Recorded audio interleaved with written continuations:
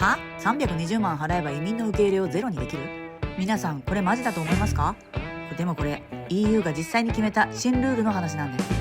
2026年6月、あと3ヶ月で施行される EU の移民難民パクト。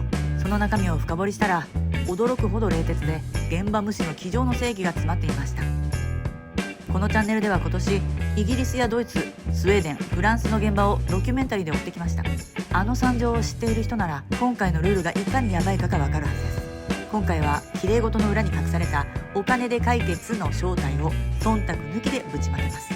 どうぞ最後までお付き合いください。美しい免罪符の罠。まずは事実を見てください。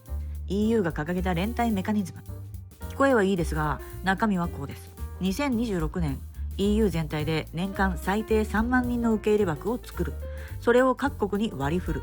もしうちはもう無理だ、受け入れられないと拒否したら1人につき2万ユーロ、日本円で約320万円から360万円を払え。これ実質的な罰金ですよね。 EU 公式はこれで負担を分散してシステムを効率化するなんて言ってます。でもこれって裏を返せば金さえ払えば問題から逃げる権利を変えるってことじゃないですか。お金のある国は免除され、お金のない国やすでに現場がパンクしている南欧諸国に負担が溜まっていく。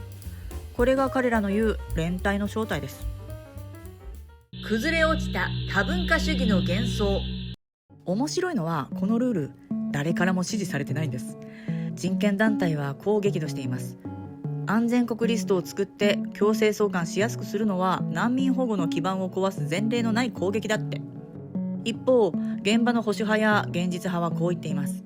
国境を必死に守っている国がなぜ罰金を払わなきゃいけないんだ。ハンガリーやスロバキアが反発するのは当然ですよ。考えてもみてください。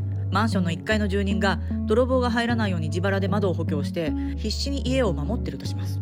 なのに上の階の金持ち住人がもう泥棒はみんなでシェアしましょうよ、嫌なら迷惑料払いなさいと言い出した。1階の住人がまず窓の鍵を閉めるのが先だろ、何が迷惑料だこのボケと怒る。これ当たり前だと思いませんか？結局エリートたちが会議室で決めたのは蛇口を閉めずに溢れた水をバケツで回し合うっていうだけのルール。しかもバケツを回したくないなら金を置けって。難民を生み出す根本原因、紛争や貧困には本気で手をつけず目先の数字だけをいじって解決したふりをしている。これを机上の正義と言わずして何と言うんでしょうか。怒れる欧州、そして本当の恐怖。私が一番危惧しているのはこのルールが自国の文化や社会の安定を完全に無視していること。理想論を押し通した結果、現場の行政はパンクし市民の不満は爆発寸前。その結果、極端な思想を持つ政党が力を持って社会が分断されていく。この負のループを EU はまた加速させようとしています。移民が増え続けた先にその国の歴史や文化が薄まって滅びていく。その不安を差別だの一言で片付けてきたエリートたちが今度は金で解決という冷徹なルールを持ち出した。これこそが欧州が直面している本当の悲劇なんです。罰金や連帯でお金で解決しようとするのは机上の理想論なのか、それとも現実的な一歩なのか。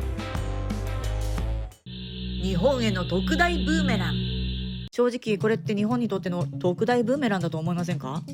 日本はこれまで難民をほぼ受け入れない代わりに多額のお金を払って国際貢献だって言ってきました。つまり今の EU がやろうとしている金で解決っていうのはずっと前からやってきたんです。でも欧州がその限界を迎えて罰金かそれとも強制かという泥沼に突っ込んだ今、日本だけがいつまでもお金で免除を許されるでしょうか。今日本でも人手不足だから外国人が必要だという声が響いていますけど、これは数十年前にドイツやフランスが失敗した道そのものです。現場の不安を差別だと切り捨てて理想を押し通せばどうなるか。一度壊れた社会は1人320万払ったって絶対に取り戻せませんよ。日本も他人事じゃないって思う人は多いよね。文化、社会の連続性を守りながらどう対応するべきかみんなで考えたい。施行まであと3ヶ月。あなたはこの320万円の罰金ルールどう思いますか？日本も同じような道をたどるべきなのか、それとも今立ち止まるべきなのか。皆さんのモヤモヤをぜひコメント欄で爆発させてください。全部読みます。この欧州の結果、施行後も追いかけます。見逃したくない方はチャンネル登録と通知オンをお願いします。じゃあまた次回に。